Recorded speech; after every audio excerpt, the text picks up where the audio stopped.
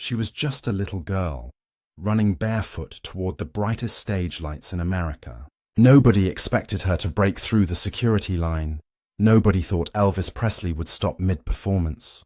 But when Lisa Marie leapt into his arms, the reaction from father and daughter silenced thousands, then melted millions watching forever. Las Vegas Hilton, February 1973. The hotel glittered against the desert night like a golden ship moored in neon. Inside its international showroom, more than 4,200 people packed shoulder to shoulder, their ticket stubs tucked carefully into purses and wallets. They had come for one reason: to see Elvis Presley in his prime. The stage stretched wide, glowing under beams of orange and white. Sequins flickered on Elvis's jumpsuit as he strode out, microphone already in hand. The orchestra hit the first note, a thunder of horns and drums that made the chandeliers tremble. The crowd roared back in waves. Elvis tilted his head, smiled, and the sound doubled. That night's set list was filled with power. C.C. Ryder, Polk Salad Annie, and the ballads that made hearts soften even in smoky casinos. Every eye was fixed on him, every gesture magnified. Sweat gleamed on his forehead as he moved with the same unshakable rhythm he carried from Memphis to Vegas. But down near the front, another kind of energy was forming. Small, unseen at first, then steady. A child's restless fidget. Lisa Marie Presley, not yet 5 years old, sat with quiet anticipation. To her, the glittering jumpsuit on stage wasn't a legend. It was just Daddy. The band shifted into a brighter number. Flashbulbs popped. The Hilton's thick curtains muffled the sound of the city beyond. The crowd swayed and clapped, but Lisa's gaze never moved. She leaned forward, little hands gripping the edge of the seat. Her lips pressed tight, as though she was holding back a secret only she understood. Up above, Elvis pushed through the chorus, voice soaring. He held a scarf for a woman in the front row. Her face lit up as he placed it in her hand. The audience exploded again, but in that moment Lisa's breath caught. That scarf was hers in spirit, not theirs. A security guard named Frank Rizzo patrolled the edge of the stage, his eyes trained on the audience. He had seen women faint, men push forward, cameras raised too close. But when he glanced toward the aisle, he noticed the little girl's eyes burning brighter than the spotlight. Time seemed steady for the fans. Songs moved from one to another, the minutes filled with ovations. But for Lisa, each passing note felt like a clock ticking louder. She was close enough to see the sparkle of sweat on her father's brow, close enough to feel the echo of his voice in her chest. Then came the quiet pause between numbers. Elvis reached for a sip of water, turning slightly from the crowd. For a moment the spotlight dimmed. The audience hushed, waiting. That silence was enough. Lisa slid from her seat, her shoes tapping against the carpet. She slipped past knees and handbags, past the startled usher who didn't move in time. Her heart pounded. She could see him just steps away now. The crowd had no idea yet. The band waited for the cue. Elvis dabbed his forehead with a towel, but in the shadows, a small figure edged closer to the foot of the stage. The Hilton showroom had never seen a rush like this, not from a fan, but from a daughter. What happens when innocence collides with the brightest spotlight in America? At first, nobody noticed. In a room of thousands, the movement of a child was almost invisible, but those nearest the aisle felt the ripple, a small figure brushing past their knees, slipping forward with quiet determination. Lisa Marie's steps quickened, her little hands brushing against the velvet railing. She ducked beneath the arm of an usher, her hair catching the glow of the spotlight as she moved closer. For her, the path felt endless, yet it carried her straight toward the man the world called the King. For her, he was simply Dad. The Hilton's orchestra struck its first bright notes again. The horns echoed against mirrored walls, and the rhythm section thundered like a train. Fans clapped in time, eyes glued to the stage. No one realized that the true story of the night was unfolding at the foot of their chairs. Frank Rizzo, the security guard, caught sight of her at last. His training told him to act quickly. Fans had rushed stages before, desperate for scarves or handshakes. It could be dangerous for the star and for the crowd itself. But this wasn't a fan. It was a child, running on tiny legs, her dress fluttering as she moved. Rizzo's instincts faltered. Lisa pressed forward, the lights glaring down on her small frame. She paused for a moment, looking up at the towering stage. The steps seemed impossibly tall. Behind her, the sound of heavy shoes thundered as Rizzo moved to intercept. For 1 second, the orchestra drowned everything. Trumpets blared, the drums pounded. Elvis leaned into the mic, beginning a verse, but a hush rippled through the first rows as people spotted the girl below. Fingers pointed, murmurs rose, and the energy shifted. A mother in the crowd whispered, "Is that—" She couldn't finish the thought. The Hilton's showroom, usually a fortress of order, was bending around a child's choice. Some fans thought it was a stunt. Others leaned forward in awe. The tension was sharp, like the moment before glass shatters. Lisa placed a small foot on the first step. Her fingers curled on the edge of the stage. She was trembling, but her eyes never left her father. Frank Rizzo hesitated again, arm extended. He was close enough to pull her back, but in that instant he caught Elvis's gaze. The star looked down and locked eyes with his daughter. Everything froze. The music rang out, but the band was suddenly background noise. Elvis's smile faltered, replaced by a flash of surprise. The audience saw his focus drift, his voice almost catching mid-line. Then a collective gasp. Thousands of people realized at once. This wasn't just a child. This was Lisa Marie Presley. The crowd's reaction shifted in a heartbeat. Murmurs turned into cries of recognition, into cheers that rolled like thunder across the showroom. Cameras flashed as if struck by lightning. Fans clutched their scarves and ticket stubs, certain they were witnessing history. But security still hovered, uncertain. Should they pull her back or let her reach him?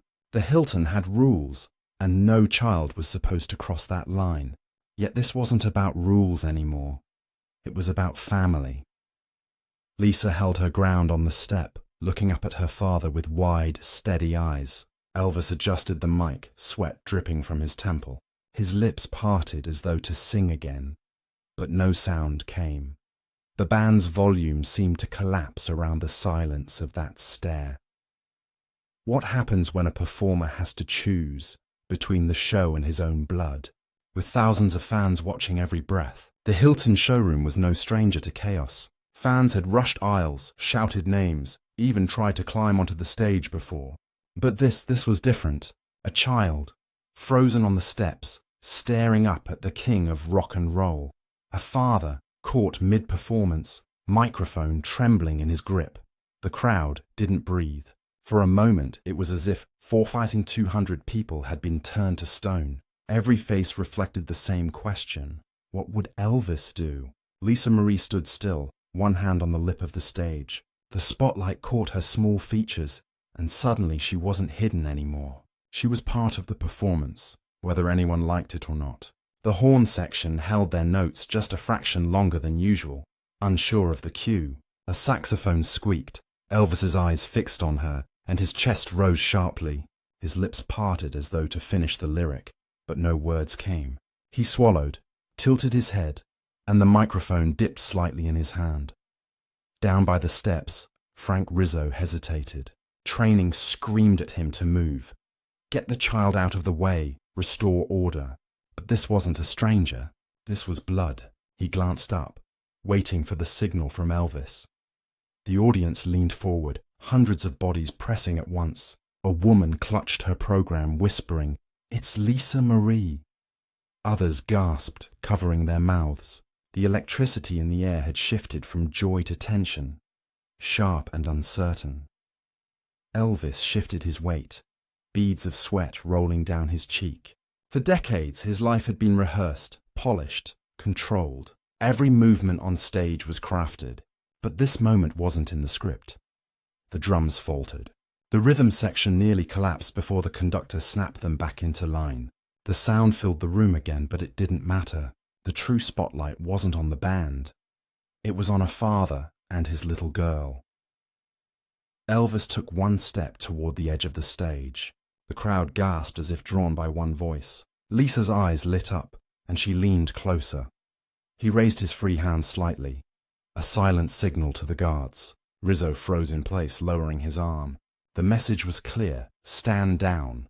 The orchestra continued, but now every eye was on the gap between them. It was only a few feet, but it felt like a canyon. Would Elvis bridge it? Would he let her cross? Lisa hesitated, her tiny hands gripping the wooden step. She was so close she could feel the heat of the lights, hear the hum of the speakers, smell the faint tang of sweat and cologne drifting down. She took another step up. Elvis bent at the waist, lowering the microphone away from his mouth. His expression softened, but the tension in the room only grew sharper. The crowd began to murmur, uncertain if the show was collapsing before them. A reporter in the back scribbled in a notebook. A fan whispered into a tape recorder, her bootleg reel-to-reel spinning faster. Every second felt like evidence of history being made. Elvis licked his lips, glancing once at the band, then back to Lisa. His hands twitched as though fighting a decision. Performer or father? King or dad? The crowd's silence thickened. The chandeliers above seemed to buzz with it. Every camera clicked. Every heartbeat pounded in unison. Then the moment broke. Lisa leaned upward and stretched her arms toward him. Small, trembling, but certain. The crowd gasped again. Would he ignore her? Would he wave her away? Elvis dropped his mic to his side. The sound of his voice vanished. The orchestra stumbled, horns falling off key, drums losing the beat. The spotlight burned on father and daughter. Thousands of strangers watched, trapped in the same breathless second. In that silence, a decision had to be made. What matters more, the show or the embrace of your child? Elvis stood at the edge of the stage, chest rising and falling under the hot spotlight. His sequined jumpsuit shimmered, but the man inside looked suddenly vulnerable, caught between two worlds. In one, he was the king of rock and roll, a performer bound to the rhythm of the show. In the other, he was simply a father, staring down at the daughter who had just broken through the line between fame and family. The orchestra's notes trembled in the background, the conductor waving frantically to keep them together. But the focus of the room had shifted. 4,000 people weren't watching the music anymore. They were watching the man behind it. Lisa's arms reached upward, her small fingers outstretched. For a heartbeat she seemed frozen, waiting for a sign that she was allowed to close the distance. Her eyes sparkled, but they also questioned. Would he welcome her here, under the brightest lights of Las Vegas? The security guard, Frank Rizzo, hovered at the steps, torn between duty and hesitation. His hands flexed at his sides, his instincts telling him to act. But he waited, eyes locked on Elvis, waiting for the order that never came. Elvis lowered the microphone to his side, his lips curled into the faintest smile, breaking the tension. He took a single step forward, then another. The crowd gasped in unison, the sound swelling like a wave crashing against the walls of the showroom. Lisa let out a tiny gasp of her own and scrambled up the last step. Elvis bent down, sequins catching the light as he reached for her. With one sweeping motion, he lifted his daughter into his arms. The band faltered. A trumpet cut off mid-note. A drummer missed his beat. The sound thinned to almost nothing, and for a moment, silence filled the Hilton showroom. The audience erupted. Cheers rose like thunder. Women wept openly. Men clapped their hands against tables. Some stood, unable to contain the surge of emotion. Photographers snapped furiously, capturing the moment that felt too raw to be staged. Elvis held Lisa close, her small head resting against his collar. He pressed the mic aside and whispered something to her, words only she could hear.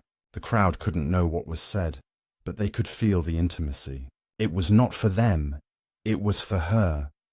And yet, they all shared in it. Lisa clung tightly to his shoulder, her tiny hands gripping his sequins. Elvis swayed slightly with her in his arms, rocking instinctively as if calming her nerves. His voice returned, not in song, but in laughter, soft and warm, carried faintly into the microphone. She just couldn't wait, he said with a grin. The crowd roared with delight, laughter and applause, tumbling into one another. The moment had shifted from tension to release, from uncertainty to joy. But Elvis wasn't finished. Still holding Lisa, he nodded to the band. The conductor hesitated, then gave the downbeat. Slowly, the music swelled again. Elvis lifted the microphone back toward his lips, adjusting his grip on his daughter. And then he sang. The king sang to the Hilton crowd with his daughter in his arms. His voice carried through the showroom, warm and trembling, layered with something deeper than performance. Lisa nestled into his chest, eyes half closed, as though the music itself had become a lullaby. The audience wept. Cameras flashed. Some fans wrote hurried notes in diaries they carried, desperate to preserve the details. The jumpsuit, the scarf, the way his voice cracked ever so slightly on a single note. Elvis swayed gently with her as he finished the song. The crowd's ovation nearly drowned the final chord. He kissed her forehead, then whispered again, a father's secret in the middle of a public storm. For a man whose life was constantly taken apart by the spotlight, here was a moment of defiance. He wasn't just giving a performance. He was giving love, unedited, unprotected, and unstoppable. Frank Rizzo stepped back into the shadows, eyes softening. He knew he had just witnessed something no rulebook could predict.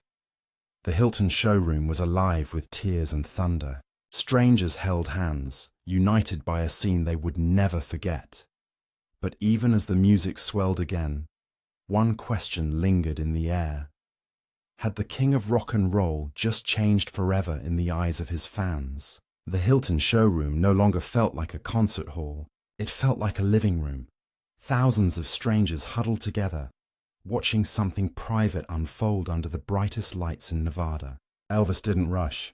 He didn't set Lisa down. Instead, he carried her gently across the stage as if time itself had slowed to match their steps. The orchestra, regaining its rhythm, softened behind him. Strings swelled, horns simmered low, the drums tapping steady like a heartbeat. Yet no one listened to the instruments. They listened to the silence between Elvis's words, to the breaths he took as he adjusted his daughter in his arms. Lisa clung to him. She had broken through the line of guards and rules, but in his arms she was safe, untouchable.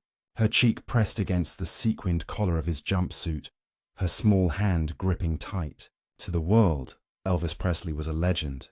To her, in that moment, he was simply home. The crowd responded as if they too had been pulled into that embrace. People dabbed their eyes with napkins. Some stood on their chairs to catch a better glimpse. Others leaned forward, holding their breath as though speaking too loud might shatter the fragile beauty of the scene. One woman, seated 3 rows back, scribbled in her program, "Lisa on stage tonight," Elvis cried. So did we. Her handwriting trembled. That paper would be kept for decades, proof that she had witnessed something beyond entertainment. On stage, Elvis adjusted the microphone again. His voice, when it returned, was lower, softer. He wasn't singing to the crowd anymore. He was singing to Lisa. The lyrics poured out, reframed as a lullaby. A rare smile curled his lips between lines, and once he even chuckled mid-verse as Lisa tugged playfully at his scarf. The audience melted. Their king was not untouchable now. He was human, and in that humanity, they found something even greater than stardom. They saw love unguarded. The transformation wasn't just for Elvis. It rippled through the room itself. The Hilton showroom, built to dazzle and overwhelm with sound and spectacle, had been turned into a chapel of tenderness. Every chandelier seemed to glow a little softer. Every reflection in the mirrored walls seemed to lean closer. Fans would later say that the air changed that night, that the electricity wasn't about fame anymore. It was about family. Frank Rizzo, the guard, leaned back against the wall, his arms crossed loosely. He no longer watched for threats. He watched as though he were just another fan, grinning at the sight of father and daughter swaying together on stage. The song ended, but Elvis didn't let go. He kissed Lisa's forehead and whispered again, the mic catching only fragments of his voice. Words like love and always floated faintly into the crowd. And then, to the shock of the audience, Elvis started another number without putting her down. The band stumbled into gear, scrambling to follow him. The crowd erupted again, roaring their approval. Lisa clapped her hands once, giggling. That sound, innocent, free, rang louder than any trumpet in the room. The Hilton showroom shook with applause, not just for the music, but for the courage to show tenderness so openly. Elvis had turned a concert into a confession.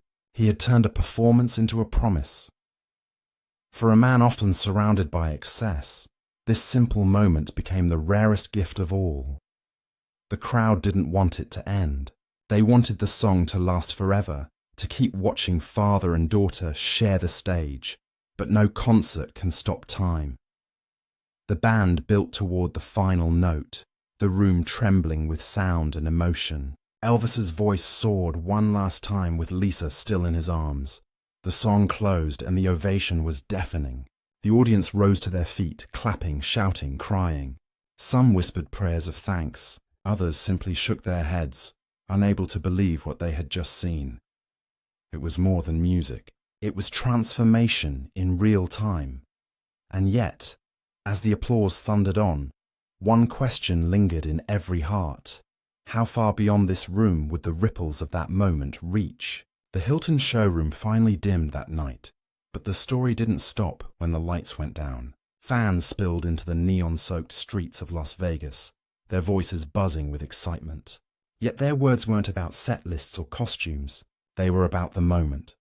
The hug, the song, the tenderness. Bootleg tapes from the show circulated quietly. The hiss of tape reels carried Elvis's voice, but always with the faint sound of the crowd gasping when Lisa stepped onto the stage. Listeners leaned close to speakers, hearing the thunder of applause when he lifted her up. Each copy became a relic, passed hand to hand, proof that the legend had cracked open to reveal the man beneath. Newspapers picked it up within days. Las Vegas Review-Journal ran the headline, "Elvis embraces Lisa on stage. Crowd moved to tears." One columnist wrote, "In that moment, Presley was not king, he was father, and it made him greater still." Clippings like these were pinned on bedroom walls, tucked into scrapbooks, saved like scripture. A diary entry from a fan named Marion Koch captured it in trembling ink. "I saw Elvis as human tonight. He looked at her like every father looks at his child. I will never forget." Decades later, the diary would resurface in a fan club meeting, read aloud with tears. Even the Hilton staff couldn't shake it. Frank Rizzo, the guard who had hesitated on the steps, told colleagues that he had been ready to act, but Elvis's eyes had stopped him cold. Years later, when asked about the story, he would smile and say, "I knew it wasn't my moment to interrupt." The ripple grew. Fan clubs replayed the tale at gatherings. They spoke of the night the king broke character, the night he chose love in front of thousands. To them, it wasn't just an anecdote. It was evidence that Elvis's heart was bigger than the stage. Artifacts from that evening became treasures. The scarf Elvis had been wearing when Lisa tugged it was carefully preserved by a fan who caught it later. She framed it with a handwritten note. February 1973. Lisa was there. Elvis laughed. That frame hung in her living room for decades, and then came the plaques. In the years after Elvis's passing, Hilton anniversaries would sometimes include small tributes. A modest plaque near the International Showroom lobby bore an inscription. Here, in February 1973, Elvis shared a stage not just with his band, but with his daughter Lisa Marie. Love lit the spotlight.